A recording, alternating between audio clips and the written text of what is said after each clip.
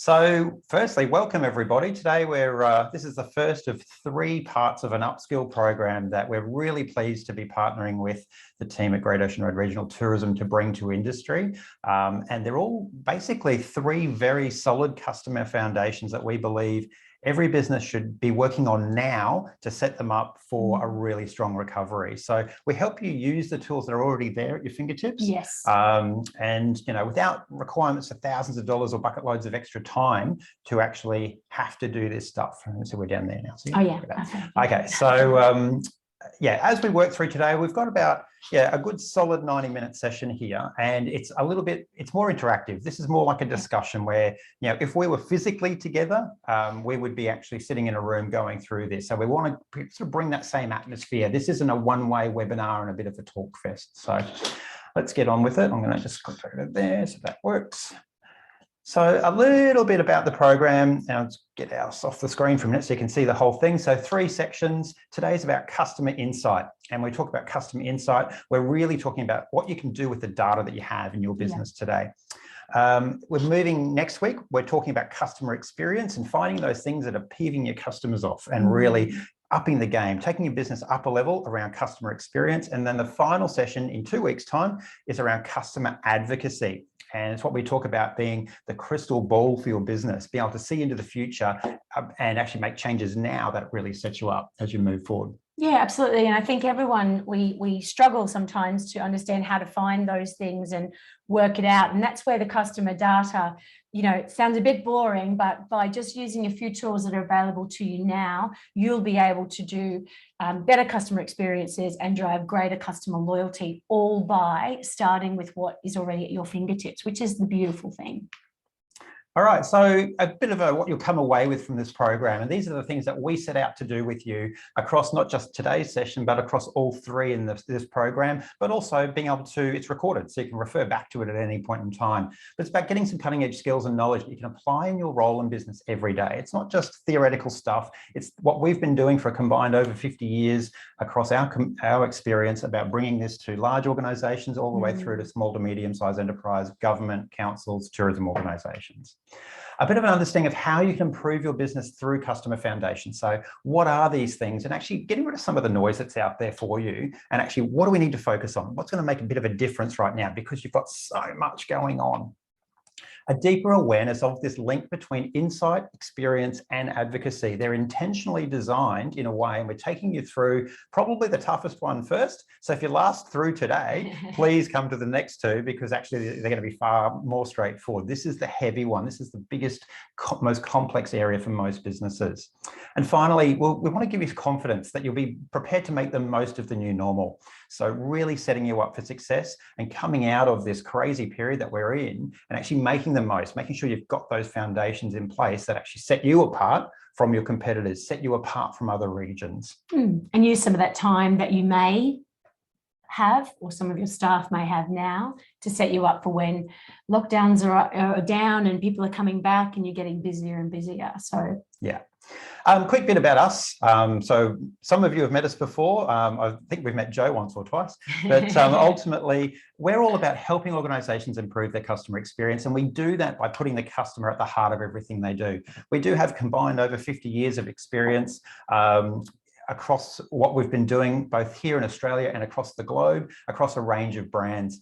And ultimately, we set out to fight dehumanization. We saw dehumanization happening in organizations where customers were becoming sort of faceless, becoming a number. And it's something that really started to annoy us. So it's like, how do we actually set up a system to change that, change the world by actually putting the heart back into business? So that's kind of what we do. That's our mission.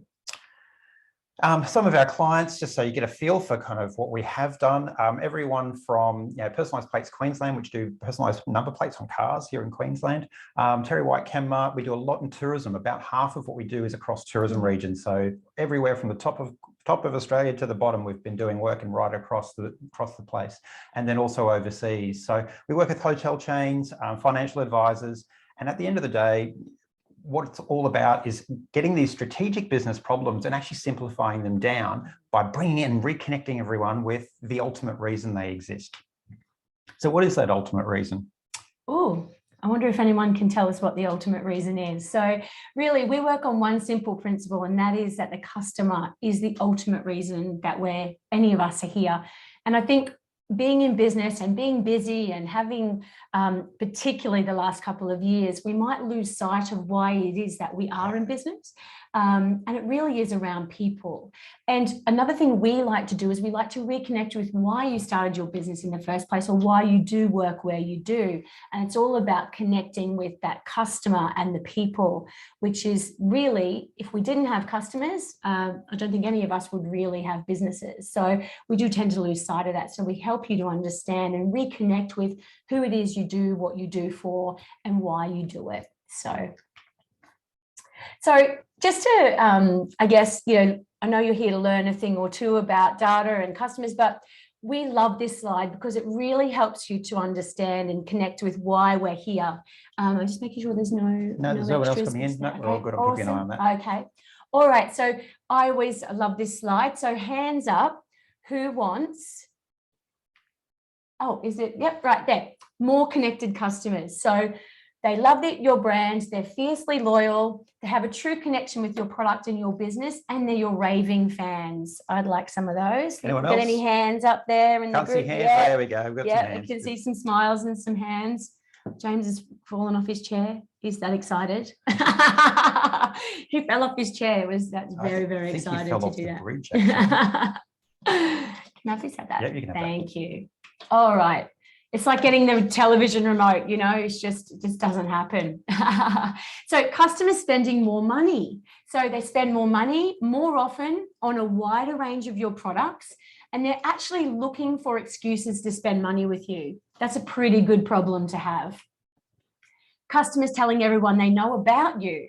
So they tell anyone who'll listen about their experience with you. They'll post positive reviews, and they're firm advocates. So they're almost like being part of your sales team. If anyone will listen, they'll tell them that they need to go and visit you, experience your product, buy your service.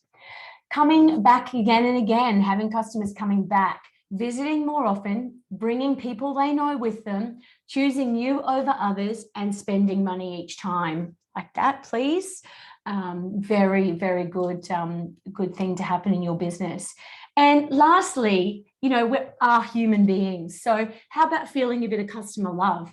So when customers love you, the world is a better place. Customers are happy, staff are happy, and you start to fall in love with your business again because you're worried less about issues and fixing customer complaints and running around. You're actually all connected. Sounds like a bit of an ideal world, but we promise you, by focusing on the customer and doing some of this work with us, you will begin to, if you're not already, or you will get more of it, you will get more of these things happening in your businesses. So very quickly, I'm going to take you a little bit through today, just to take you through what we're covering. So what we're doing today is we're tapping into the hidden potential of your greatest asset, which is your data, to set you up for success. So I am very impressed that you guys are here, because if I had seen anything about data, I'm pretty sure all of us think, oh my God, how boring. I promise you it's not going to be boring, but it is. We're going to cover a little bit about the myths, the common issues, and the link to your business growth and how important it is to use some of your data. We've got 3 primary types of data that are most important to your growth. So again, we've taken all the complexity, all the crazy, all the information, all the big data stuff, and we've put it into 3 little buckets for you to make it really simple. Practical ways you can enhance what you capture and how you can drive growth. So we can give you some tips on how to use this data, not just tell you that data is important. And then we're going to work through a series of exercises and come away with a clear action plan for your business. So when you leave today, you're going to have a list of actions that you can take today, tomorrow, in the next month, that are going to help you to apply what you've learned. And what you'll find with us is you'll never walk away with 15 pages of notes and no idea what to do with it. You will never ever walk away from Customer Frame. You will always have a plan and some actions you can take, and you will apply this through the session on your business today. So we have designed and developed this customer strategy framework. And this is the 9 areas that businesses need to be strong in to be truly customer-led and to have all of those benefits that we were talking about before. So 9 areas we've created. This is our IP, trademarked. And today we'll be covering customer insight. And if you look at the program overall, the 3 parts of the program, we're actually going to be covering that track discipline. So customer experience and customer advocacy. So if you stick with us for the 3 weeks, you'll have covered 1/3 of the areas you need to be strong in to be truly customer-led and to have all of those benefits. Now, before you start, I hope that you guys have seen that there's a link to some worksheets. Yeah, got an email out with the worksheets. Last night. Everyone get that one yesterday? Yes. Yep, excellent. Awesome. Hopefully it wasn't too scary. We try and keep it fairly simple. Be handy to have those just either digitally if you're a digital person or old school. I'm a bit of an old school person. I like it printed out so I can scribble. Yeah, because we'll be using those during the session. So, okay, is everybody still with me? Have you got any thumbs up? Yeah? Awesome. All right, we'll get started. I'll hand the television remote over to my colleague. Jeez, do I want the power? Anyway, right. So, look, customer insight. What's the purpose? Well, the purpose really is about making better business decisions by using your customer and sales data to its full potential. So that's where we're starting off today. That's what it's really all about. You know, customer insight and data. There's a whole lot of terms that we're going to actually go through and really unpack, dispel some of those myths for you as we go. So can anyone tell me what this is? Give me an idea. Anyone? It's a big data. Get it? It's a funny joke. Gosh, you guys, you need coffee. Got to warm up a bit. But big data. Well, look, you know, we hear a lot of this bandying about big data and that data is all of this. And it's one of those things that, you know, and us as business owners, we also look at and go, God, I've got a too hard basket over there. I'm just going to go and stick it over there and get rid of it, because it's actually, you know, it's one of those things that there's so many other things going on and it's huge. It is big. And actually big data isn't the fact that it's big data. It's the fact that the topic of data is big. And the challenge for us today is actually to take you through in 90 minutes, actually to try and cut through that complexity, simplify it down. And the best way to do that I've worked out is this guy. Yep. Now you're sitting there going, how the heck have these guys made a link between Tom Cruise and data? Now I've seen it all. That's like putting ham and ice cream together. Well, ultimately, it's not quite ham and ice cream, but also Scientology, actually, that came up in a recent workshop. I'm not a Scientologist. I'm not a big Tom Cruise fan. It's actually about the complexity of flight. So, you know, who in the room's actually had lessons to fly before? Anyone learned to fly? Having a look around the room. No hands? No? Okay. I keep threatening to. I'm not allowed to, apparently. But so, you know, we all think that blasting through the sky, you know, into this pressured metal can be easy, right? Oh, no, it's pretty complex. It's like if you talk to any aviation engineer, they never actually speak too highly of pilots, actually, when it comes down to it. So it can't be too hard. But let's have a look at this. Can anyone tell me what this is? Have a guess. Don't be shy. Don't be shy. Come on, this is interactive. This isn't We're about going to get you all talking by the end of this session. You're all going to be talking. It's the cockpit of a plane. It is. Any idea which one? 747? So not a Cessna. Definitely not a Cessna. Yeah, and it's definitely not a Toyota Corolla, right? It's, at the end of the day, this is actually the cockpit of a Concorde. So the Concorde obviously is no longer flying, but if you have a look in there, there's a lot of stuff going on, right? Now, you've actually got a pilot and a co-pilot, and you've got an engineer that sits in this third chair on this side of it as well. And what's interesting about that is, now this is big data, right? In our world, this is big data. There is so much going on in that cockpit, right?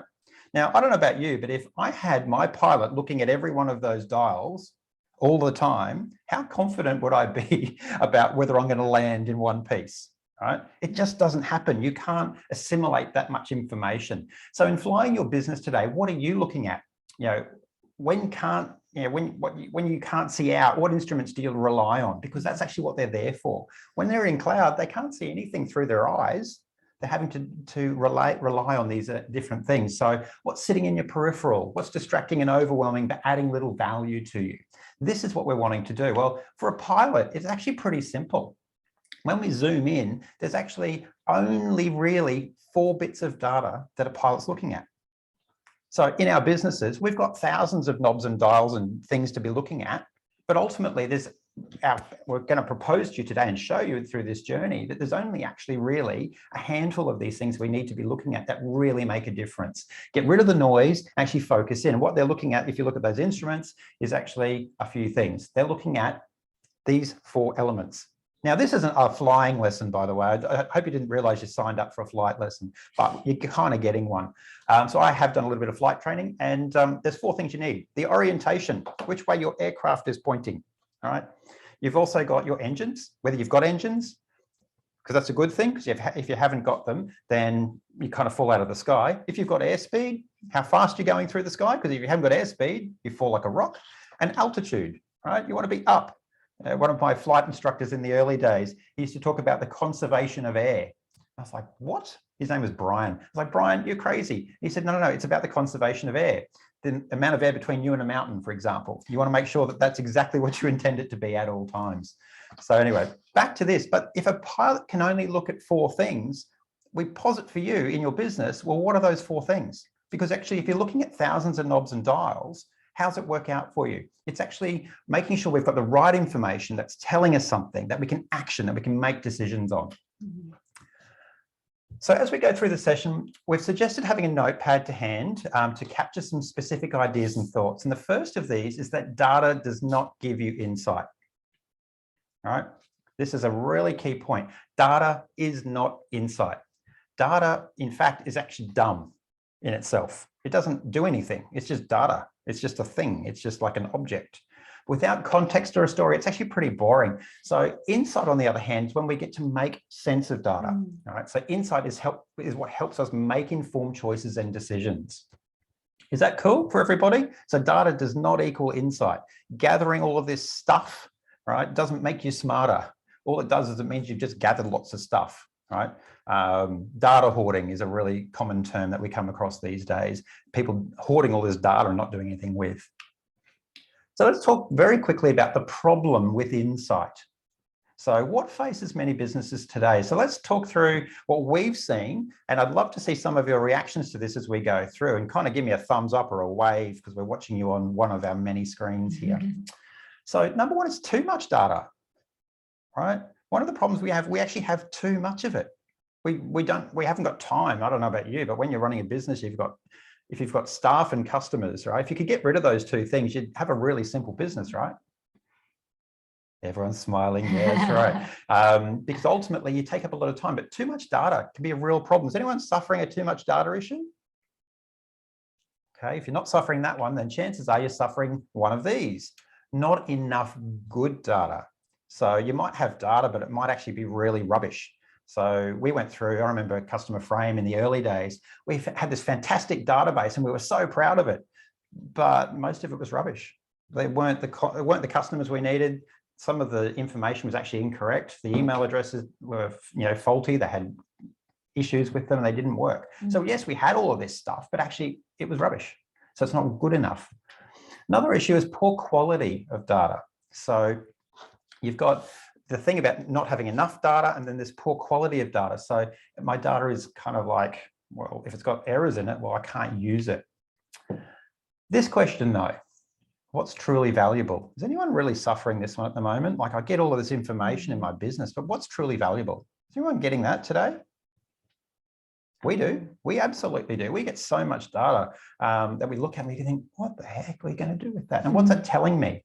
Oh, great. It went from 8.6 to 8.7. How does that change what I do with what I do in my business? It doesn't. And the other one is this one, gut feel. Who loves making decisions on gut feel? Me. Yeah. And we do that because of the issues above. We either have too much data, we get overwhelmed, we don't have enough good data, we have poor quality, and we don't really know what's valuable. So what the hell? We go back to this thing, the old gut feel. And I don't know about you, but in COVID times, the old gut feel's getting a little larger than it needs to be. So this is the issues that we're having to deal with. So if we think about customer insight, some of these core questions that we would pose for your business today. So what data do you capture? Why do you capture it? What do you do with it? How does it inform your business decisions? And which ones tell you about your current and future performance? So not that we need to open a huge discussion about this, but it's more to go, hang on a minute, let's stop and think. What do I capture? Why do I capture that? It takes me back, we were doing some work. I was actually, interestingly, with the government department at the time. And there was this one person's job to gather all this data and write a report that went in as part of the COO's report every month. Right? This was a huge amount of work compiling all this data. They brought it all together, made some quite good insights around it, and it went into this report. I still remember it was section 4.3. Anyway, I'm working with the COO and just said, look, out of interest, can I please have this operational report? Because I'd love to just see how it all bolts together, because it's huge. This thing, I kid you not, was that thick every month. I don't know how anyone got their head around it. Anyway, I went to section 4.3. It was something completely different. Hang on a minute. So this whole person's job was to gather this data and put it into this report that actually never went into the report. So we gather this data and we don't do anything with it. So it's one of the real issues. And how do we use it to inform our business decisions? So I want to talk now very quickly around some of the key myths. I'm just going to take me off the screen about busting the myths around data for your business today and the core principles that sit behind it. So these are 5 things. Again, one of those learning moments, if you've got a pen and paper, to be able to write some of this down because it might resonate for you. This is the first point. 8 out of 10 cats. I don't know if anyone watches the show. I used to love 8 out of 10 cats. It was one of my favorites. Good way to actually digest the news if you ever want to go that way. But 8 out of 10 cats, well, is 8 out of 10 good? Joe, is 8 out of 10 good? Could be. Maybe. Maybe. Yeah. Okay. Yeah. What do you think, James? Is 8 Better out of than 10? 0. James, 8 out of 10? What do you think? I'd rather a 9 or a 10, but Okay. 8 better than 4, I suppose. Yeah, Becky, I'm going to hit you up. It's good. Yeah, like it. Yeah, awesome. Who else am I missing here? Emily. Oh, Emily can't see. I can't see Emily. Robin, come on, tell me, 8 out of 10. Is this good?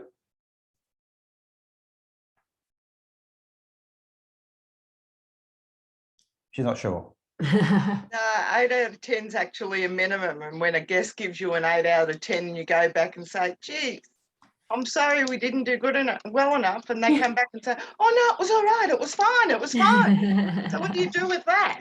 Oh, I think 8 out of 10 is fine and you're going for 10.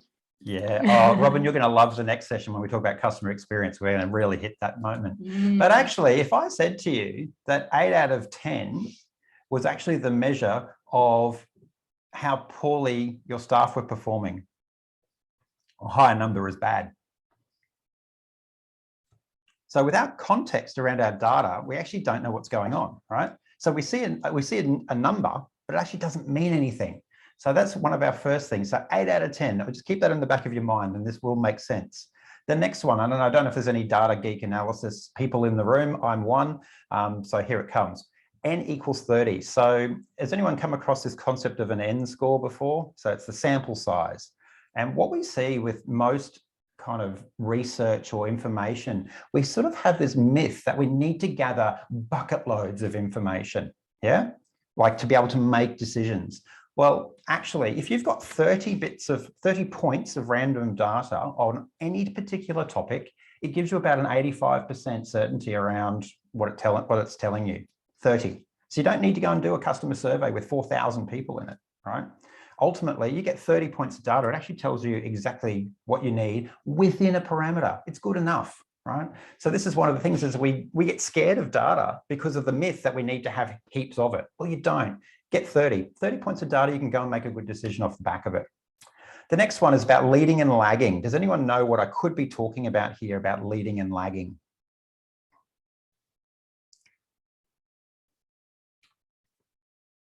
leading me to the gym, me lagging behind, could be.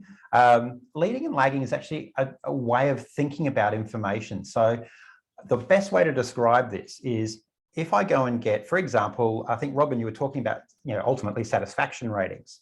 Satisfaction tells me about a moment in time, but that moment has actually passed. So it's in the past, right? So that's actually not an indicator of my future performance. It tells me how I went. So we talk about that being a lagging indicator. So anything that tells me about my past is a lagging indicator. We ran a workshop about 18 months ago now with an accountancy group. And accountants love the fact that you basically say that their whole world is about lagging data. They hate it because it's all about the past. Anyway, blew their minds. But ultimately, what's the leading data? So if lagging data is telling me about my past, leading data is telling me about my future. So what's the things, what insight can I find that actually tells me about my future and my future state? And that's where we want to be able to look. You guys can't see me on screen. No. Okay. The next one is, we talk about 3, 4, 5. So if we think about, well, is 3 versus 4 versus 5, which one's better? Don't know, depends, right? Depends, because you learnt from the first question, depends what I'm talking about, right? But actually the power comes from, let's just say this is a star rating system out of 5. And suddenly that makes sense because I've given you context around what my 8 out of 10 cats is. But 3 versus 4 versus 5, if I just have a 4, it doesn't tell me anything. But if I've got 3, 4, and 5 over time, what does that tell me? If I've gone from 3-star to 4-star to 5-star? Anyone? Showing me something, isn't it? So it's about the power of comparison that sits with data. And this last one is my favorite. Now, yes, I'm the numbers brain of the dynamic duo here at Customer Frame. So I did actually write this mathematics correctly. 1 plus 1 plus 1 equals 4. Now, this is about, with your data, actually, if I've got one piece of data, it doesn't tell me a lot in isolation. But if I add a second piece to that, that is related, I actually get a benefit of adding another piece, which will actually then tell me more. It's a multiplier effect. So when I can connect it up, actually I get a huge amount more value, but at the same time, it can go completely the opposite way, which goes back to the overwhelm issue. So let me talk about the 5 principles. And these are the 5 things that I want you to write down really from today. Get clear on what you're talking about. 8 out of 10 cats, great example, right? Unless we're really clear on this myth around the data, we've got to get clear on it straight up. Simple sample. You don't need hundreds and hundreds and thousands of bits of data to make a decision. 30. You take a sample of 30 at random, it's going to give you a really good insight to what's going on. And that's mind-blowing for a lot of people. It completely changed the way that I used to go and do market research back in the early days of my career as well, is that we used to go and do these huge campaigns, but actually we could go and do it faster, cheaper, and get the same outcomes in a far shorter time. Our leading and lagging, getting clear on our data types. So if I'm looking at data, what's it telling me? Is it telling me about my past, which is lagging, or is it telling me about my future, which is leading? And what can I find that helps set me up for looking at my leading indicators? There's no one better or worse. That's not to say that looking backwards is a bad thing. It's just being consciously aware of the different data types. 3, 4, 5, 3 versus 4 versus 5 is about the power of comparison. So the core principle here is comparison. A piece of data on its own is not particularly helpful. When you've actually got multiple points of data, that's when actually you get the power. As soon as I add a second piece of data, it actually really amplifies what's going on. I get a third, it amplifies it again. So think about your sales figures over time. You know, if I turned over $100,000 this month, you go, oh, wow, that's really cool. But if I turned over $200,000 last month, suddenly that changes my story massively, right? Yep. And then the last one is combination, the power of combination. So they're the 5 core principles to bust the myths. Getting clear on your what, the simple sample size, the data types, and being intentional about those, the comparison and the power of it, and the combination, the amplifying effect of actually combining data together to tell you a story. And we're going to touch on that a little bit more as we move through. I'm going to give you one more core concept, and this is a key concept that if I could give everyone this, it just transforms their world. Data over time is insight. That's it. we talk about the definition of insight, the definition of data. A data point alone is interesting, but it doesn't help you make decisions. Data over time helps you make decisions, yeah, which gives you insight. Data over time is insight. So that's a core learning point from today. All right, enough blah, blah from us for a little bit. I think it might be time for you guys to do a little bit of work. How do you feel about that? Has everyone had their coffees? Yep, there's a cat. Robin, you've got the cat. You've got an extra person in. Oh, look at that. He or she? Can't tell. She's lovely. So exercise number 1. So let's look at what data you're capturing today. So please grab exercise 1. You'll have the exercise sheet there, which will look a little bit like exhibit A, this one here. And this is data bingo. So don't worry, we're not going to sit there and I'm not going to call out 2 ducks swimming is 22 and we're going to have frozen chicken raffles or anything. Okay. This is about you spending some time at the moment. And we want you to do 3 things as you're going through. We want you to review all of these little bits of data here. And we want you to tick the ones you capture and actively use today. We want you to put a cross through the ones that you actively use or don't capture today. And question mark, put a question mark right in the middle of it, bang, of the ones that you're just not sure about. Now, you're not sure whether you're capturing them, you're not sure what they actually mean, you're not sure whether they're applicable. So spend a few minutes now individually just working through tick, cross, and question mark.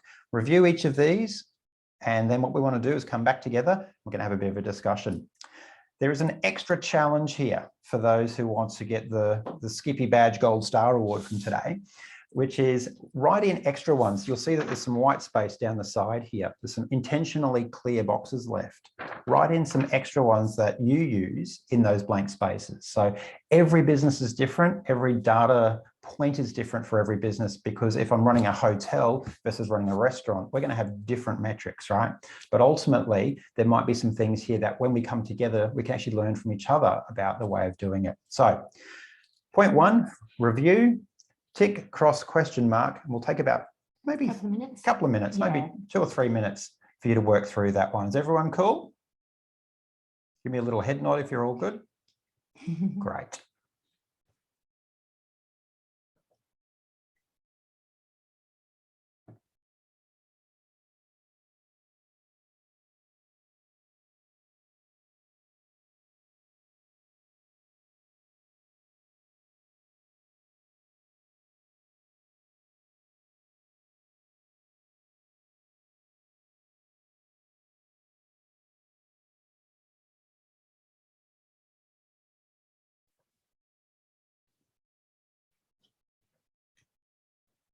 If anyone's getting stuck along that journey, just give me a little wave and we can see if we can help.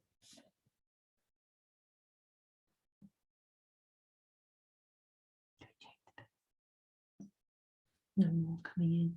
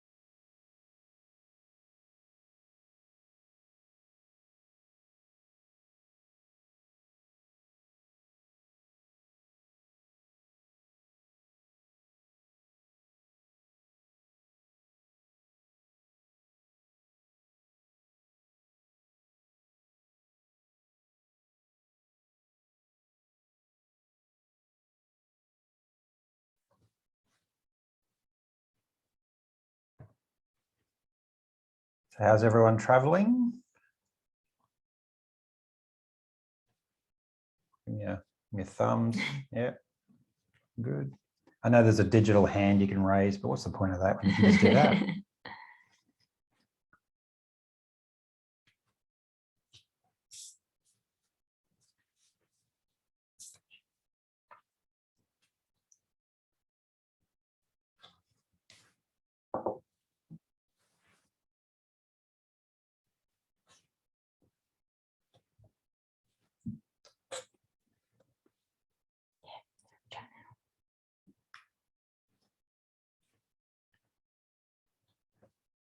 Right, just waiting for James to come up for air.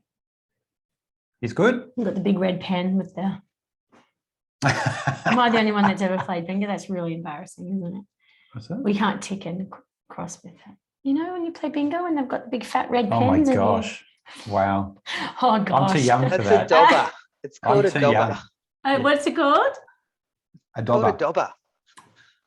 Jeez. See, I'm in good company. Played a Alright. bit of bingo. Anyway, this isn't a bingo lesson as much as a flight school lesson. So let's get back into data. So let's have a bit of a discussion about this. So we've gone through the data bingo card. You've done your tick, your cross, your question mark.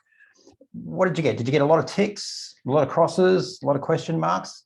Let's open forum. Let's have a chat. And Emily, hoping you're okay on that end because we can't see you, but please jump in or type in if you need to. I got about a 50% mix of ticks and crosses. Oh, brilliant. Yeah, cool. And James, do you think because some of those measures aren't applicable to your situation and your business, or? It's actually more so that I haven't really started collecting data, even though I've been operating for a few years. Yeah. I've never really actually stopped. Mm-hmm. And even at the moment, I'm trying to learn how I can go about collecting the data in the first place. Awesome. So yeah, that's where I'm at.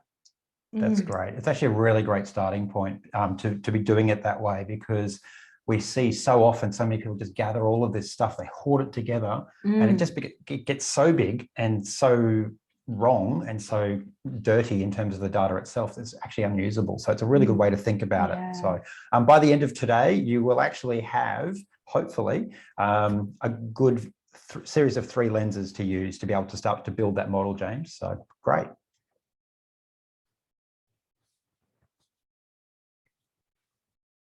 Anyone else? How did everyone else go?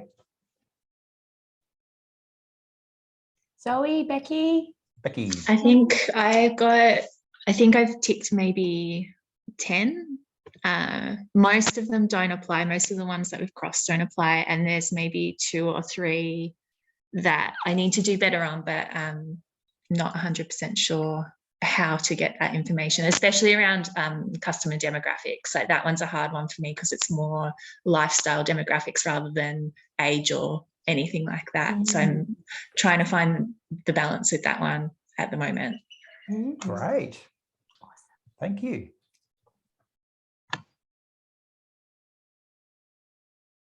Zoe or Robin want to share? I'm very new to my role, so this is a really good starting place for me. I don't think there's been a lot done. There's been a bit of data gathering done in the past, but nothing has come of it at all in our organisation. So this webinar series has been really valuable for me and will be valuable because I can look at maybe alternative ways to gather it and ways that we can actually put it into use. So little bits are happening at the moment, but I'd like to do a lot more. Great. Awesome. And Thanks, then, Zoe. thanks, Zoe. And Emily or Robin, anything to share? I'm part of a chain, a Best Western chain, so Yes. a lot of our data gathering is centralised and formalised. So the question is how we act on the data that's presented to us. That, for example, after each guest stay, there's an email sent out by Best Western, and they also invite the guest to put in a TripAdvisor feedback. And a lot of it, the matter for us, it's then what we do with the data that's presented to us. Yes. Brilliant. Yes. And that's great because, as Pete said, customer experience next week. Cat's tail. It was very cute. We'll very much we'll be able to help you how to apply this stuff to drive improvements in your business, specifically around your customer. All right. Fantastic. Thank you, everybody. I'll have the clicker, please. Okay, let's get into the 3 lenses of the data that most businesses that they will apply to. Now, remember, we're really simplifying the complexity of this. So we've got 3 areas for you. that you can use to help drive your business performance and understand your business performance. And those 3 dials, as Pete was talking about before, are customer, sales, and marketing. Okay, so this is not a finite list of, or 3 buckets that is finite, but it is a really good way of using 3 different areas to see your business and help you to grow and improve. So I myself am not a massive fan of data. I find it painful, I find it overwhelming, and sometimes quite scary. And even having this as one of our areas of our framework has really helped me to step into using data and not being overwhelmed by it. So hopefully by the end of today, we'll be able to share that insight with you, and you'll feel more confident in what you can use. And just by simplifying it and having 3 little buckets, I think, as I'll call them buckets, lenses, really just helps to be able to focus more easily. So what I want to do is I want to take you through each of the lenses. So first of all, we're going to look at the customer lens. And the question we're asking here of ourselves is, are you getting the right customers, and what do they think of your business? Okay, so we really are super simplifying this. So when I think of the customer lens, what am I looking at? I'm looking at whether I'm getting the right customers and what they think of me and my business and my staff. So there's 4 key drivers that sit underneath the customer lens. Now, again, there's more data than we all know what to do with. We've simplified this into 4 areas we think will be the most valuable for you, the most easily accessible, and the most usable and applicable. So first of all, we have demographics, reviews, complaints, and surveys. They're the 4 drivers under the customer lens. Okay, so hopefully you'll see this and you'll think, oh yes, I've got some of those, or at least I know what these things are. But I'm going to take you through one by one. So demographics are essentially facts about your customers. So things like gender, age, life stage, location, household income, those types of things. I'm pretty sure we all are quite familiar with what demographics are. What they do is actually we link them to your region customer profiles. And it's interesting, we were just talking about how to actually, where do I get these demographics, and how do I understand the life stage that my customer's at, and how do I find which customers I should be focusing on, and how do I get more information about them? How do I get to know them better? Well, we'll be telling you a little bit later about an amazing piece of work that we've done with the Great Ocean Road Regional Tourism team. Some of you may or may not have seen them already, but they are your region's profiles, and you'll be able to, if you haven't already accessed them, take a look and link them in with your demographics driver here to better understand who's coming to the region, who really aligns with your business, and then get to know them really, really in depth. Right, Pete? Yeah. So, and then see what mix you're getting or not. So by looking at your demographics, you can actually start to understand, particularly if you look at the region's demographics and who's coming to the region or to a competing region, you can start to see, oh, I'm getting lots of these people, but I'm not getting many of those people. And actually I wouldn't mind getting more of those people because my product or my service or one of them might suit them really well. So that's your demographics driver. It's pretty basic, but it can be overwhelming, but it doesn't have to be, just by getting some simple facts. And all of this stuff is very much, I think, available to us in tourism. It's really great because you've got your RTOs and your LTOs and your state tourism organisations, all with lots and lots of data that they've done and compiled for you. So it's just a matter of using those and particularly tying them in with your customer profiles. So we'll get into some more of the how to do this in a little bit, because I know some of you want to get to that how moment. Yeah. This is more the what, and just make sure that we're all on the same page. Yeah. So reviews. So what are your customers saying about you? I think we all know reviews. We've all been a big focus on those over recent years. So it's a good source of improvement ideas to look at your reviews.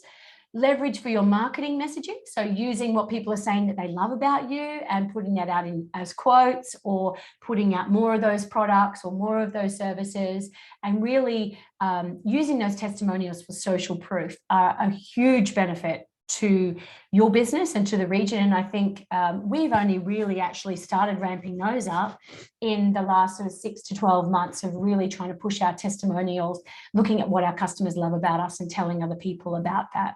And it takes a little step into a bit of, you know, being brave and a bit like, oh, I don't really want to show off, you know, but actually your reviews are a massive source of great marketing and insight that you can use for your business, both negative and positive, because if they're telling you what they don't like, you can change it. So complaints, again, are issues happening for your customer. So they're the personal things that they are actually experiencing.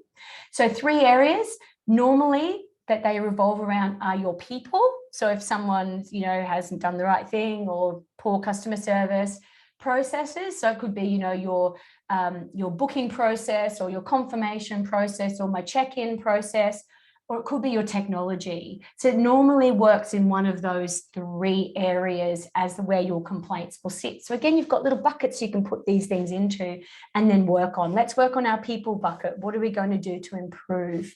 So it's an opportunity to be embraced rather than feared as complaints. And many customers won't speak up, and they're the people that we talk about are actually the most dangerous, because they're the ones that aren't telling you what's going on. They won't give you a complaint, but they'll go tell everybody they know how poor their experience was with you. And so we call them assassins. They're the ones kneecapping you behind your back, but they'll never tell you to your face. So by being open and welcoming complaints and customer feedback, you can actually learn from the experience and improve your business. And surveys, so gathering feedback either proactively or reactively. So these are things like satisfaction surveys, sentiment and customer advocacy around your service quality, asking for opinions on future offerings or testing. So use your customers, perhaps your highly engaged customers, or even just people who are there with you at the time. What do you think about this? And start asking your customers about what it is that you might improve or grow. And create that link there. Remember the 5 principles we got you to write down earlier, 30, right? We don't need to go and ask thousands of people. We want to test something. 30 is that magic number, going back to the small sample, the simple sample size. And also sense checking your assumptions and your gut feel. So using your surveys. And customers, if they are engaged with you, often won't mind completing a little survey. I mean, I get a little bit upset when I get things from people who ask me for, you know, it's just a 30-minute survey. And it's like, well, hang on a second. You haven't given anything to me at all, and you're asking me for 30 minutes of my time. You probably don't really know me that well, and you're making it all about yourself. There are really clever ways of doing surveys with customers that can give you that insight that you need. Now onto the sales lens. Are you selling the right things at the right times to the right customers? That is your core question around the sales lens. 4 drivers: product mix, your channels that you're using, trends and peaks, and your customer retention are the 4 main drivers of your sales. So product mix, look at what you're selling and to who. So you can look at your sales and profit by product and category. This could be room types, it could be packages, it could be meals, it could be anything. It applies to all different types of businesses. Product sales by customer group is very useful. So who's buying what and what are they buying the most of? And new opportunities for your looking at your product and your market matrix. So by looking at your product mix, you might see that certain products are selling very well, or that you could actually package something up and sell it to a different market. And that's where the customer profiles are really powerful, because we go into how do you package up to get particular customer profiles buying more from you.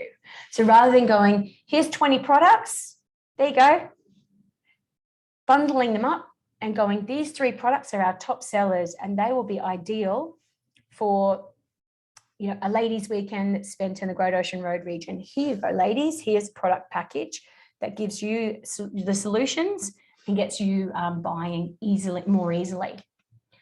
Channels, know where your sales are coming from. So this is where data is really powerful. Sales by channel. So is it website, phone, social?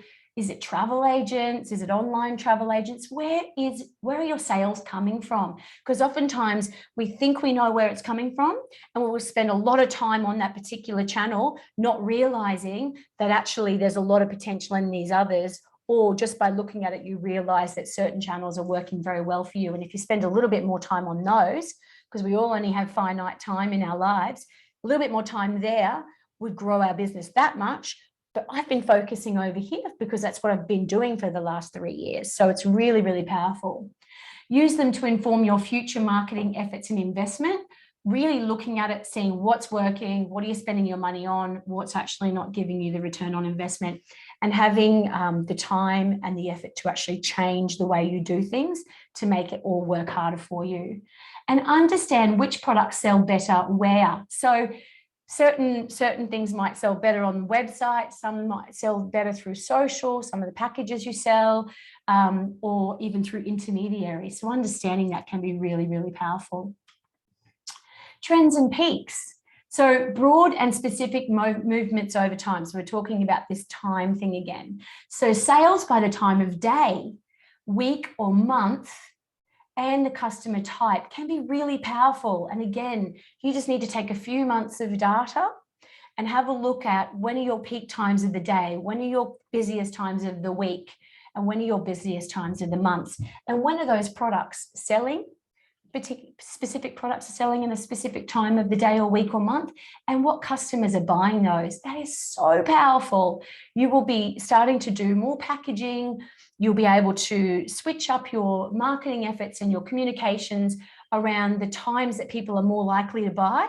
So very crass example, but trying to sell soup in the thick of summer, not a good thing.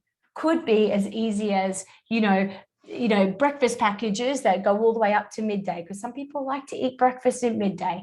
You don't want to be switching to lunch if people are still buying breakfast stuff. So by looking at this data, and it really isn't too hard to do, you can really, really fundamentally change what you're doing in your business. It reminds me, very early in my career, I was actually the national brand manager for Century Batteries. And every year for 10 years, when we started looking at the data, they kept running out of marine batteries in September. Every year, they just kept running out, and they wouldn't have them for the summer. And it wasn't until they actually went and looked at the data and went, oh, well, they were forecasting based on last year's production. So they went, oh, well, we only needed that many, so off we went. But when we looked at the data and went, well, hang on a minute, combining multiple pieces together, looking at the trends and the peaks, hang on a minute, ramp up the production, and suddenly it was really easy to actually just have the product available. The product was there, it was able to be sold. So really great example of just the simplicity of this, looking at those trends and going, hang on a minute, why is that happening there? And questioning it, and then going through and trying to unpack it a bit more. Yeah, start small, start with one product, start with one period of time. If it's just the day, let's have a look. Monday, Tuesday, Wednesday, Thursday, Friday, what are the peak times of those days, and then work out from there. And fill the gaps with the products and packages and services that best apply to those periods and those peaks. And it also helps you to identify the product development opportunities and the best customers for those products and those times of day. So you might have a certain time of day where certain types of customers come in, busy parents dropping off children at school and racing to get a coffee before they race to work. You probably don't want your best plodder on the front, on the counter. You don't want your plodders on the counter. You want your fast people who know people's faces, can be friendly and warm and get those coffees out as quickly as possible. That means that Peter and Sueanne are going to come to your coffee shop every single day, every work day, because they know what they're going to get. But Marjorie, who wants, some scones and some cream and a chat about her next door neighbor's cat or dog or, the grandchildren, probably might come in a little bit later in the morning. So what sort of things can you offer her, and what sort of service can you offer her, and what products can you offer her? Okay, customer retention. So your customer flow rate, this is in versus out. Pete loves this concept. How many customers do you get? How many customers are you losing, and how many customers are you keeping? And this whole marketing thing over the last 15 years has all been about customer acquisition, get more customers, new customers. Yeah. Absolutely. It was just crazy. We did some work with American Express on their platinum card in Europe, and they were losing 40%, 40, not 14, 40% of their customers in year one. Yep. Looking around the room going, huh? But they were winning marketing awards, global marketing awards for how awesome a job they were doing. And I'm like, hang on a minute. So you're bringing them in, but they're flowing out just as fast. So if you think of a bucket filling with water, it's got to leak out the back of it.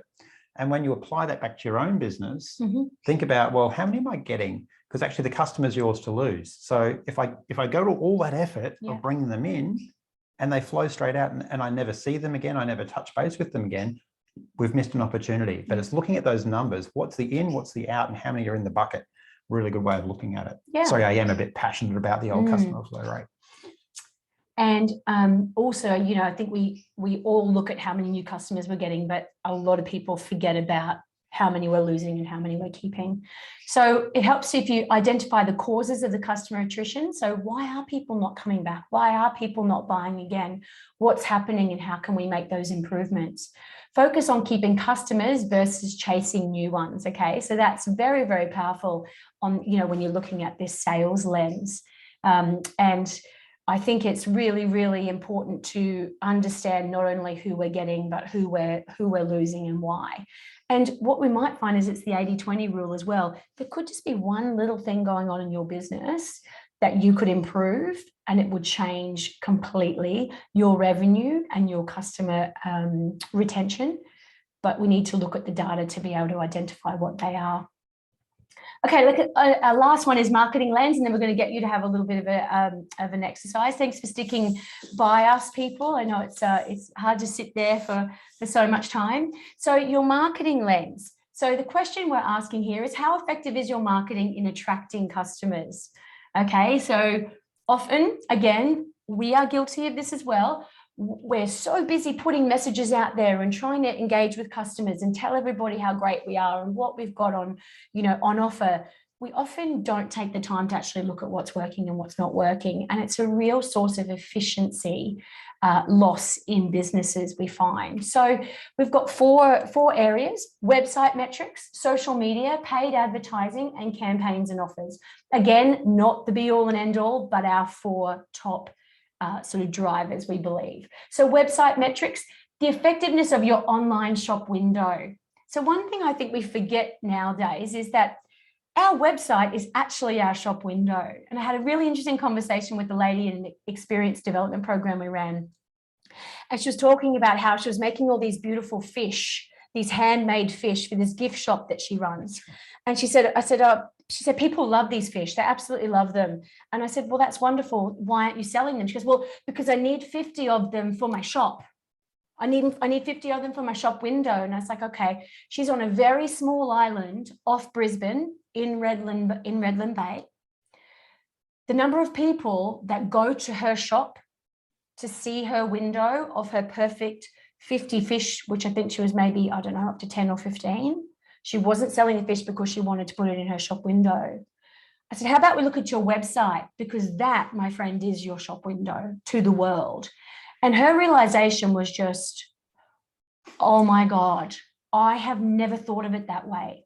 I've been so focused on getting my fish into my shop window in my physical store, where I may get 50 people a week, versus looking at my shop window of my website. And it's fundamentally changed the way she does what she does. So website traffic, click-through rates, site data, how long are they spending on your site, what pages are working, all that type of stuff.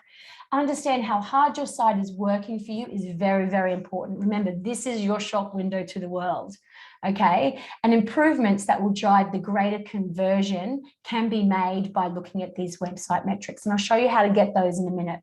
Social media, basically, it's your social online social presence and personality. So your website is kind of your shop window. Your social media is how you show up in the world. Who are you? What's your personality? What's your vibe? Do I want to be part of your tribe? Do I want to be part of your community? So engagement is very important. And I know we have a lot of focus on this in businesses these days. How many likes are we getting? How many comments? How many shares? But do more of what customers love and reduce the waste. So this helps us to understand well, we might want to say something in a certain way, but let's look at how our customers are engaging with it and do more of that, because that's what works for them. And you'll find you'll get a lot more engagement by doing the things that customers love. And drive customer connection with your brand. Apologies, I hate spelling mistakes.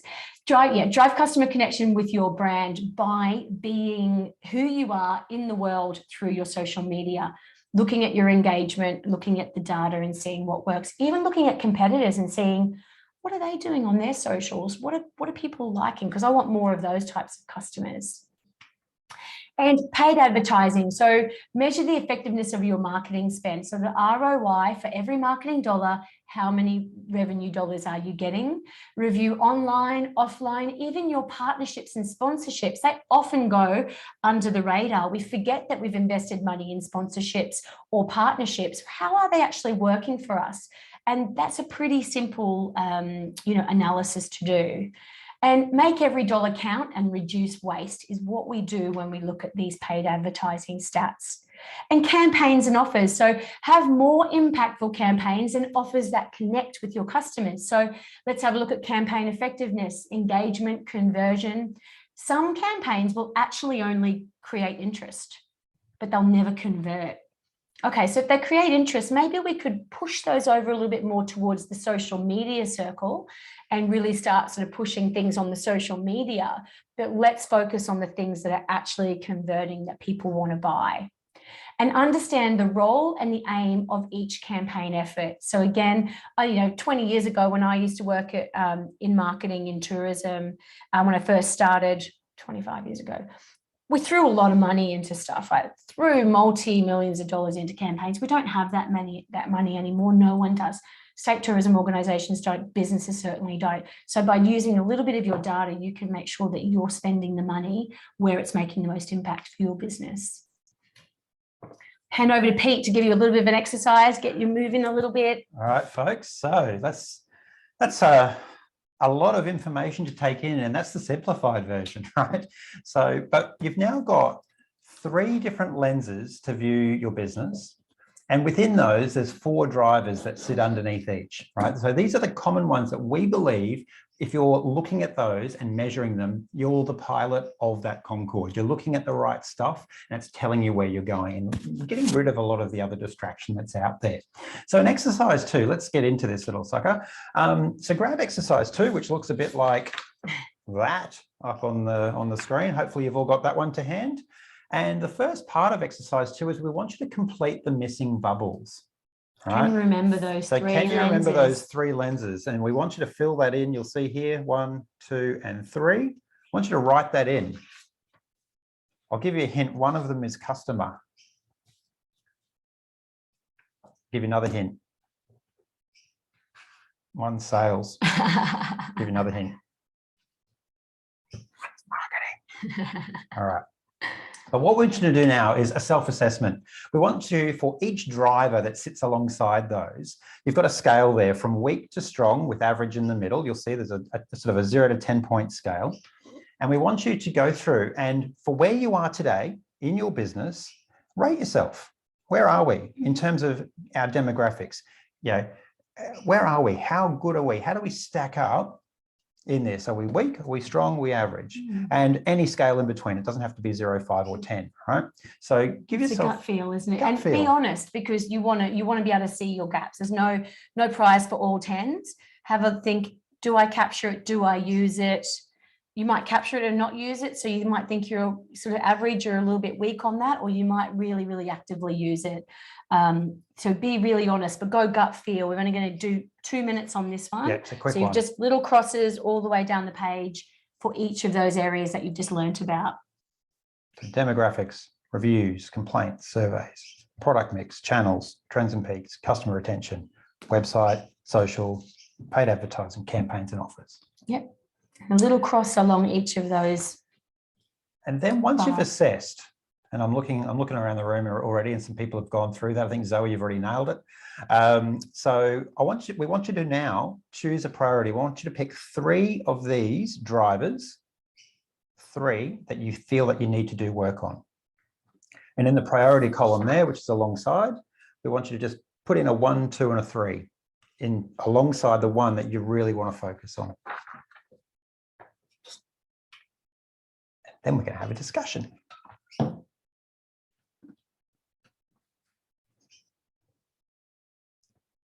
Now, Robin, I know for you that might be a little bit different to others because you do have centralized data, but it's actually also great to go back to the BWA team and say, hey guys, you must have this data. I'm interested in that metric.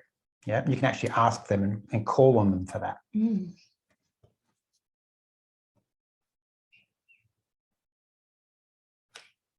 Just half a minute.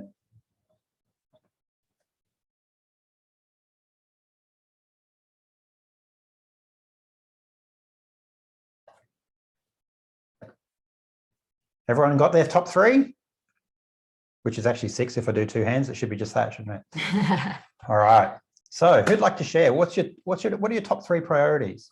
Or even observations? Did you sort of go down the list and go, oh my gosh, I need coffee because I've got all zeros?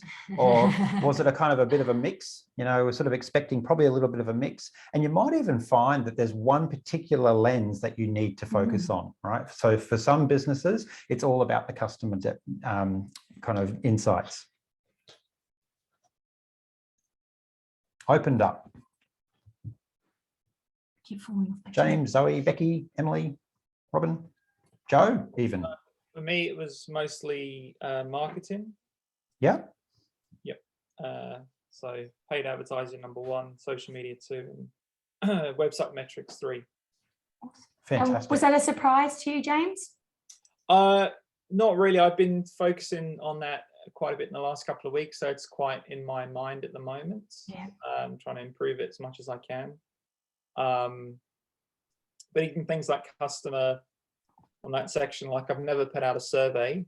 I've never had a complaint, but that's not necessarily a good thing, because why have I not had a complaint? Like, have I not approached the person the right way to find out, you know, why?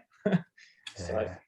No, that's great, James. And look, in the next 2 modules, we actually touch on those 2 aspects. In the customer experience one, we'll talk a little bit about satisfaction. But in the last module, we talk about advocacy and actually how to elicit some of that feedback, James, to be able to make it an active part of the business and not having to sort of bolt it on as an outside. And I think the other quick, powerful message about this is, you know, we're talking about customer and sales and marketing, and in our framework, our 9-box framework that we showed you before, we find that people actually are very strong in the align. So we're talking about track here in this series, but align is more around aligning your business to your customer. But then their weakest area is actually their understanding of their customer. So they've got all the will in the world and all of the things to align with the customer, but they're not quite sure. So the powerful thing about this is that by looking at your marketing, don't forget that you need to know your customer in order to be able to make your marketing as powerful as possible. Yeah. That's great. Thanks, James. And another plug there, unashamed plug for the Great Ocean Road customer profiles, which will really help with that as well. And anyone else like to share before we kind of hustle on? Yeah, Becky. Mine's actually really similar to what James said. So my top 3 were complaints, customer retention, and campaigns and offers. Customer retention, out of the 3 of those, is the only one I feel we do a pretty good job of. Most of our customers do repeat and do refer as well, but same thing, we've never had a complaint. And I'm sitting there thinking there's definitely some that aren't coming back, and I have no idea why, because I'm speaking to them all still. Like I'll keep in contact with our guests, but I'm not getting what I need to improve. And then campaigns and offers is just more from a strategy point of view. We kind of just run evergreen, you know, info going out, and I think it would be better if we actually did some more targeted campaigns. Yeah. Awesome. Oh, that is brilliant. Wonderful. Thank you for sharing. Robin or Zoe, anything to share before we rattle on? Ours is very similar to what we're already implementing. As I've come into the role recently, sort of doing an overhaul of a lot of these channels already. So we're looking a lot at our social media and also our website redevelopment, just looking at how we talk to customers in general. But I suppose that is founded upon our demographic and trying to get a deeper understanding of who we're trying to talk to. So it wasn't a surprise, but it's definitely something that we're working on at the moment. All right. Brilliant. Excellent. Yes, and next week you'll learn how to apply all that, feed it into your customer experience. Awesome. Okay. All right. Let's keep rolling, because Yeah. just in the interest of time, I could talk about data 15 all day minutes. because I love it, but ultimately not everyone does, and you've got 90 minutes worth. So this fellow, Peter Drucker, is kind of considered the grandfather of business management around the world, but fantastic quote from him: what gets measured gets managed. Love it. You know, at the end of the day, if we're not looking at this, we can't manage it. So this is why we want to focus on the right things, not focus on the whole cockpit of the Concorde. We want to focus on these three lenses and looking at the drivers and the primary drivers of those lenses to help drive our business performance. So if we have a look at simplifying our data, this is how it all now bolts together. So business performance, we believe, is driven by customer sales and marketing data, our insights that we get from that. You've been introduced to the four drivers, the primary drivers that we believe at Customer Frame are the things that you can be looking at and focusing on. Demographics all the way down to campaigns and offers. You've just done a self-assessment about where you want to be able to do some more work and do some more research. And there's a wealth of information out there. And this is the issue with data. There's so much information about it. We're helping you cut through that to focus in your attention. So if we have a look at the different concepts and the foundations that sit here, so this is a little bit more of the how-to. So quickly, under demographics, age, gender, locations, customer profiles, well, where do we get it? How do we get it? Really simply, observation. It's one of the most powerful things. We see it in visitor servicing quite a lot, visitor information centres. They generally used to do it quite well. They'd have a little check sheet and a tally sheet of the different types of customers they were getting over time. It's just making sure you've got the right capturing tool. And when you go to do something like the region custom profiles, you can actually go, okay, that's that profile versus that profile versus that profile. And you'll get over time a series of data that will help you understand that. But also ask the customer. Many times on this call today, people are sort of saying, well, yeah, we haven't really done it. We haven't asked them. And by the way, Customer Frame, we are all about helping improve customer experience. And in the early days, we were like, geez, we should probably ask our customers. Quite powerful. So it's amazing how quickly we can forget it, and even the experts. Reviews, ratings, star ratings, keywords, phrases. So if you go to Google Reviews, TripAdvisor, other review sites, there's a wealth of information in there for you to be able to unearth. And in the next one, we talk about customer experience. We'll show you some of the tactical ways of doing that. But even generating word clouds or looking for keywords or key phrases can help you actually really understand what's going on there. Complaints, so the number and the source issue. Very simple. Many of you don't have complaints today, which I think you've all had that realization of, why not? Why am I not getting complaints, actually? Now, it could be that you're doing a great job, but it's also that whole thing about the assassins, or it's even worse, what we talk about, we'll teach you later about the apathetics, the ones that don't speak up. They're the ones you want to hear from. The assassins will speak up. You'll hear from them a lot. It's the ones that don't speak up, that don't come back. They're the ones that we actually want to reach and change. Surveys, satisfaction and sentiment surveys. So SurveyMonkey, guest cards, net promoter score type things, in-store surveys. This is how we can get this data. So there's lots of different ways to do it. It's just a matter of start somewhere, choose one. For me, demographics, start with observation. Into sales, product mix. So the product, the category, the customer, we need sales data, we need revenue figures, we need profit analysis. We need to be able to have this information at our fingertips to see which of our products is performing well, which is most profitable, which is the one that actually isn't going so well, and we probably just need to shelve. Channels, conversion and proportions, they're the data foundations that sit underneath this. So the sales data, channel reports, partner feedback. What we're really wanting to look at there is, over time, how's that mix working? And is that the way that we want it to go, and be intentional about it? Trends and peaks, so sales periods and customer types. So we want to look at sales data periods. We also want to look at customer records. How are they actually, if you've got repeat purchasing, how's that working? But also staff insight. It's amazing when you go and ask your people, about some of the challenges and around, you know, sort of trends and peaks, they'll go, oh yeah, 10 o'clock every day, we are absolutely slammed. But at 2 p.m. in the afternoon, we've got nothing going on. Great. That helps you with your scheduling. Customer retention, acquisition and retention. So the sales by customer type and customer records. How many are in my customer database? How many are coming in? How many are going out? That gives you flow rate. Website metrics. And look, there's thousands of these things, but these are the ones that we believe are the foundations. Simple traffic and click-through rates. We want to see what's happening with our website traffic, overall top line, but also click-through rates from other things that we're doing. Are they clicking multiple times, or are they landing and bouncing and never coming back? Site, where do you get it? Site data, Google Analytics. There's a whole bunch of stuff out there. Google Analytics is super powerful and free. It's there, it's Google. And web host reports will also give you that. Social media, likes, comments, shares, engagement stats, market benchmarks. Again, a lot of the social media platforms will actually provide that for you and give you reporting. Yeah. Paid advertising, ROI, the dollar spent versus the dollar earned. It's actually sitting down and going, we just spent 10 grand on an advertising campaign. Did we get $10,000 worth of sales? Really simple. We don't often stop and do that. In our early careers, I remember marketing people going, oh, that's just brand. It's just brand. It's just brand. Everyone said that. You know, because they couldn't justify it. Well, these days you can. You can actually see a direct correlation between what you're spending and what you're getting.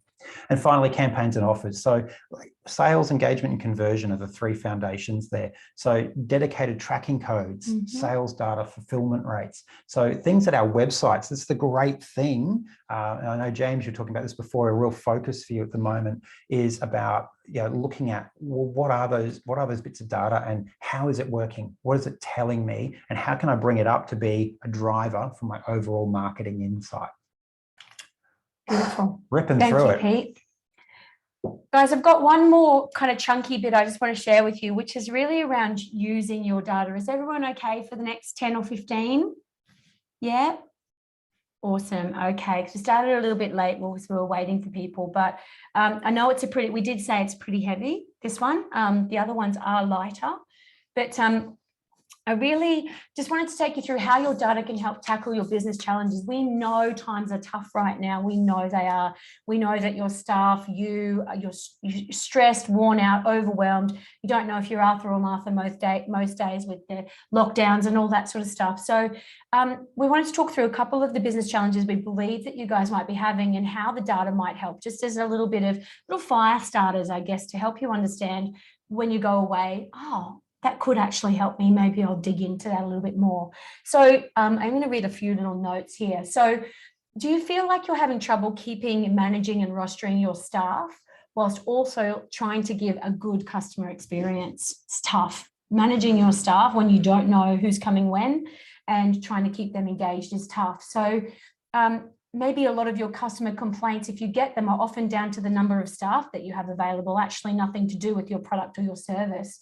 And it's a tough one, but by using your data and seeing when the busiest times in your day and week are, you can plan your staffing levels better and your shifts better. So it's really powerful to do. So instead of having staff on when your operation is slow or there's less customers, consider giving them a few hours off during the day to rest and relax and get them back in when you need them the most. So you could talk to your staff about how hard things are at the moment and that you'd rather give them some time to relax than to see them burnt out and stressed when times are busy. And you'll be surprised how many staff will actually say yes to this. A few hours off during the day and the opportunity for balance. Some might not agree, and that's fine. You can keep those on to do full shifts if you need to, but take the ones that will split shift off and really focus it around your data and when you're busy. And what will happen is your customers will encounter fresher, more positive staff, and your staff will feel like part of the solution for your business. Getting the most out of your team. So do you feel like you're trying to spread the load across the day and get the most out of your team can be really difficult. So by using your data and understanding the peak times and demands, when your business is super busy, when it is quieter, both during the day and during the week, you can better use your time and staff resources to develop and grow your business. So think about things that need to be done. So when you're looking at this data and going, oh, we need to improve that, or we could develop this product. If you've got staff there that have some skills or have some energy, use them. Okay, so they might not want to split shift, for example, but there might be 2 hours a day when you could be getting one of your team members to get on social media and do some social media scheduling for you. Or you could have a techie person who really enjoys, you know, doing a bit of tech, and actually they could be developing a online ordering system for you, or looking at how you can automate your check-ins, for example. So use your staff to grow them. And it sounds oversimplified, and I know it's not that easy, but by using your data and, you know, wanting to keep these people engaged, and especially if you don't want to lose some of your best staff, see what else they can get involved with and use your data to help them get little projects going that will improve your customer experience, improve your staff experience, and also grow your business, because you'll be driving more revenue. So even things like getting them to prep takeaways. Yeah. So when your staff are cooking the meals for the day, or pre-preparing the the counter, or, you know, grab your customer's favorite. Could even be the restaurant in your motel or hotel. What are your customers' favorite? Get them packaged into takeaways, put them in the fridge out the front, and then people are going to, instead of be standing there and standing there waiting, they're going to walk in, grab. Great convenience for me as a customer. I get to eat my favorite food, and I still get the kids home in time for bed and bath, you know, or for school homework or whatever. So think about those things and how you can get your staff involved in that.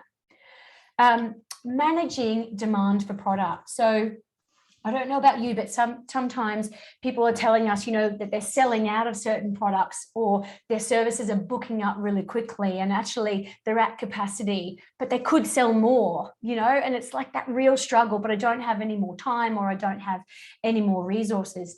But by using your data, you can build product offerings and packages around the things that your customers love the most. So by looking at your data, looking at what's selling the most, look at what's selling the least. You might have been doing this particular dish, or, you know, offering this particular service or massage or whatever for the last 10 years, but actually no one's buying it. So why is it there? You know, why do you need to engage staff to be able to do things that your customers don't want?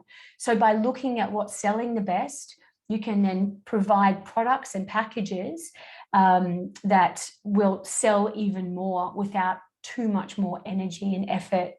So again, identify the slowest times of the week, get things done, enlist your staff to help. And what it means is it streamlines your delivery and it improves your customer experience. It makes it easier for them. So for example, you might go, here are the top 3 things our customers love. Instead of you having to choose from a range of products, we've packaged this up. These are our top 3 favorites our customers love. You can buy it for this amount, and it's already pre-packaged, whether it's a product or a service, whether it's a motel, hotel, cafe, restaurant, art gallery. You know, by curating the products that your customers love the most and selling them in your social media and as products, you are solving a customer's problem. And if you have a look at those customer profiles that we've been talking about, you'll find there's a lot of your customers who will just go, yep, love that. So where they might have spent $15 on something, you've packaged up something for $60, love it, give it to me. Because that's the kind of customer that you've solved a problem for. So by better understanding your data and using that data, both your products and your customers, and marrying them together, your margins will just go up and up and up. So there's real value in it, rather than just selling the same things that you always sell, and you're not having the time. Okay, so the only other thing we talk about is giving a consistent customer experience. So we find that it's really hard with our staff and with our customers and all that's going on in our businesses to really reflect our business, our personality, and our competitive difference. So by using your data in a more effective way, you can make more intentional, more informed decisions. Right. So then rather than letting everything happen by accident and putting things out for customers to sort out, you take your data, you work out the best things, the most popular, the best sellers, the most profitable, and you package them up, or you present them to the world as a solution, and people will buy it. Okay. Just by using your data, you can do that. We call it being intentional. Okay. So take what you've been doing, all the hard work you've been doing over the last number of years, use the data to analyze it, and then become more intentional with what it is you sell and what it is you say. Okay, all right, folks. Last one. Awesome. We're out in the home stretch. You'll be pleased to know you guys have done really well to stick with data for 90 minutes. I think you all should get an award for this at the end, right? So look, exercise 3, and this is really about taking action. So if we have a quick look at exercise 3, I want you to reflect on your journey and your learning from today. There's been quite a few learning moments, right from, if you remember, the data over the clock, right? Data over time is insight. We looked at the 5 core principles, everything from n equals 30, the power of comparison, those issues. And then looking at the 3 different lenses and all the drivers and your self-assessment that came off the back of that. So what actions will you take across the 3 lenses? This is what we're wanting to know, right? What actions will you take? So exercise 3, you've got the sheet there. What we'd like you to do is write the insight lens, so either customer, sales, or marketing down here, one of those 3 in as the master. And then what action will I take? There's a space for 5. If you really want to do like 25, like I'm pretty sure Zoe does, you can just turn the sheet over and write on the back. But ultimately, this is it. We want to take some action off the back of today. So try to reach 5 solid, realistic actions. And then right down the bottom, we actually want you to just write on that red line your key takeaway. If there was one thing that you took out of the session today around customer insight, customer data, what is it? Because this is the bit that when you come back later after the session, you go, oh, that's right, that's that thing, that was that core learning point for me. And it's different for everybody as we're going through. So please take 1 minute now just to write down a series of actions. So frame it up within the lens, either customer, sales, or marketing, and the action. And with the action, we really want to know what is the action, who's going to do it, and by when. Make it time-based, because that way it will actually get rubber to the road. It could be something as simple as sales, and the action is, you always want to create a takeaway menu, and who could help you do that? And then you can work out what data you need for that and what your top 3 meals are. Or could be customer, first action, go and join up and do the customer profiles program for Great Ocean Road. I've heard there's a great bunch of people running. I've heard it's really good. Yeah. All right, spend a few minutes now working through your actions, and then we'll wrap up for the day.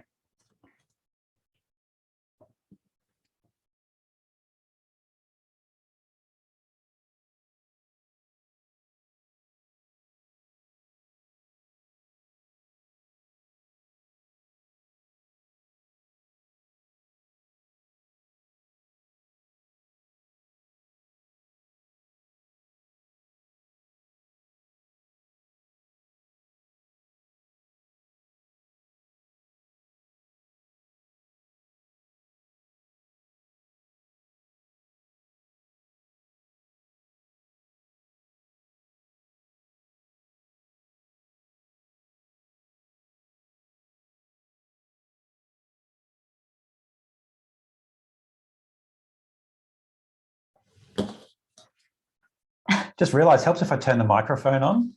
I just started going, who's got more than one action? And no one moved. I was like, okay. Does everyone have a few actions written down? Perfect. Okay. And look, what we'd encourage you is post today. Any other thoughts, grab them here in the moment. Please spend 5 minutes if you've got a window just to cement some of those learnings and these actions down, because that's what will make it happen for you. So a quick discussion around the actions. I'm just mindful of everyone's time. Is there any sort of top key action that you're going to take away? I'd love to hear one from each person. Zoe's just sent her apologies. She's had to run. So anyone want to share an action before we close up for the day? I put sales product mix. So I do tours along the Great Ocean Road. So if there's a few, I guess, activities which guests have really enjoyed in the past, like horse riding or zip lining or helicopter rides, if I can, I guess, package together with some of those suppliers. Yeah. Great. Perfect. Thanks, James. Even Robin from Best Western, perhaps. Yeah, absolutely. Nudge, nudge, wink, wink. Becky, Robin, Joe, anything you'd like to share in terms of an action to take? Yeah, we're going to be getting in contact with all of our past guests, splitting them into ones who have returned and ones who we haven't heard from again.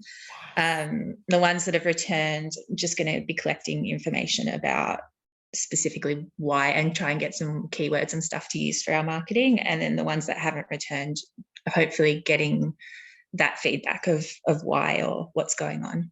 Yeah. Great. Nice work. Robin, you're going to hit up Best Western Australia. Yeah, she's going to send a shopping list. She's just going to send a list to them. Anything you'd like to share, Robin? Well, Best Western have actually just started a promotion yesterday for 2 weeks to encourage the Best Western members to book anytime in the future for a higher percentage discount as a member. So I really don't want to impose too much on that. We're encouraged to share on that one. I have done a recent MailChimp mail out, but I'm really sensitive about that. It's an awkward time at the moment to say, hey, come visit, come book, when you can't go anywhere. And you want to avoid aggravating that. So I found getting the right tone on social media is a bit tricky.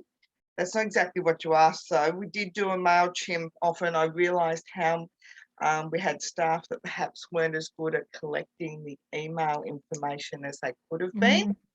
So we did go through a bit of a database cleanup, and that's something that we need to finish off. And then I just need to work through where the MailChimp scenario can fit in, because a lot of our people that say, no, I don't want to be a Best Western member, how many times are you going to email me and spam me?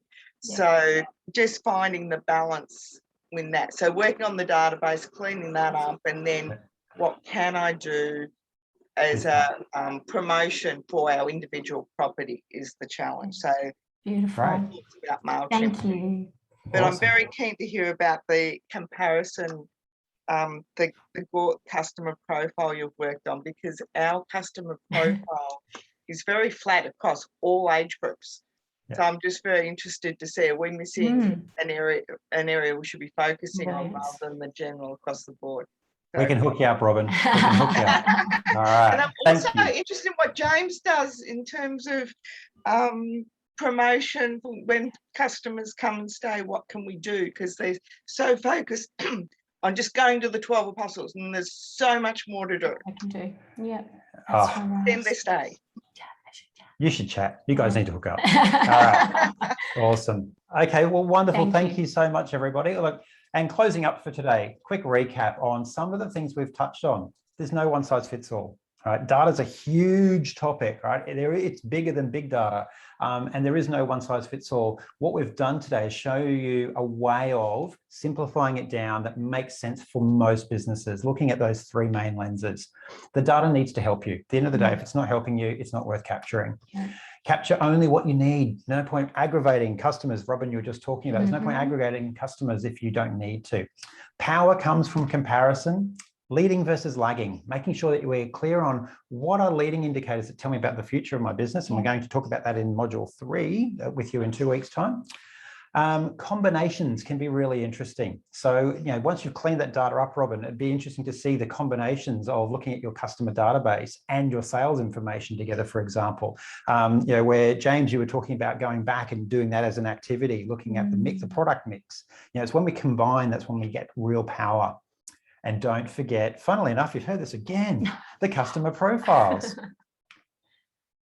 So has everybody seen the customer profiles? Yes. I think Joe has. Yeah, Joe definitely has. Okay, so this is an amazing project and program that we ran with Great Ocean Road Regional Tourism. 11 profiles. 11 very different customers, visitors coming to your region with very, very different needs, life challenges, goals, spending patterns, everything. They're completely different people. So if you thought you had sort of 4 or 5 different types of customer coming to the region, this program is for you. So basically we have developed and I'll ask Joe to pitch in a second, 11 profiles, and we also have an apply program which actually takes those profiles and teaches you how to use them in your business. So again, being customer friend, we don't just do stuff and then go good luck. There's three components of the Apply program. We introduce you to the profile so you understand who they are. Then you work out how to actually apply them to your business and all the different ways you can use them in your websites, in your marketing, in your product development. And the first one is understanding what customer profiles are and what they can do for your business. So, Jo, do you mind just 1 second telling everybody where they can find those? Yeah, look, you can find them on the Great Ocean Road tourism.org.au website. They're actually in the menu under resources, I think, customer profiles, but there's a few places that will link to them. If you have any trouble finding them, just shoot me an email and I'll send you a link. But the part of the Apply program webinars are there, and also the actual document, the PDF document to download the customer profiles. There's value in just looking at that document, even if you don't have time to go through the webinars. Thanks, Jo. And the link is at the bottom of that screen as well, if we take ourselves off there. So thank you, Jo. That's brilliant. And we would highly recommend that you look into those. It was a huge piece of work, and I think we're all very proud of where we've gotten to with those profiles. And if you miss seeing our faces in between these sessions, you can see us on there too. Look, wonderful. We've already been implementing them in our marketing program. So, you know, for social media marketing targeting, we actually have these personas and locations set up to be able to do promotions specifically to different profile types. So we've implemented it throughout what we do. You know, the new campaign, which has been delayed, which will be early next year now, we've provided the profiles to the media distribution agency working for us. So everyone loves them. Thank you, guys. They're very valuable. Thanks, Jo. And they feed straight into that customer insight lens. So. Yes. Yep. Okay, so congratulations. We made it. You survived. You got through customer insight and data with us, which you actually deserve a gold cup for. So there it is. You get the gold cup. I can't point. Is it that way? There it is, up. I don't know. It's over there. So session 1 done and dusted. Next up, session 2 is customer experience. Find and fix the issues in the business that are holding you back. We're going to be touching on some really fascinating topics in that one. It's one of my favorites. It's analyzing your business as a customer service versus customer experience, and showing you the difference and how that plays out. Customer satisfaction is BS. We have a pretty firm stance on that one, and it gets a lot of people's backs up, but we'll show you why and show you how to actually not make the same mistakes most people make with satisfaction. How to create delight moments that matter. So not just throwing all your resources at everything, but actually looking at those key moments that customers remember and make you remarkable. And then finally, of course, as always, customer framework, an action plan to level up your business. So come out with some serious, clear actions to be able to move forward. And that is at 10 a.m. next Tuesday. So we jump on if you haven't already registered, and you'll get all the emails and the action sheets and stuff. So that's it, team. Congratulations. You know, look, this is one of our, we enjoyed our photo session.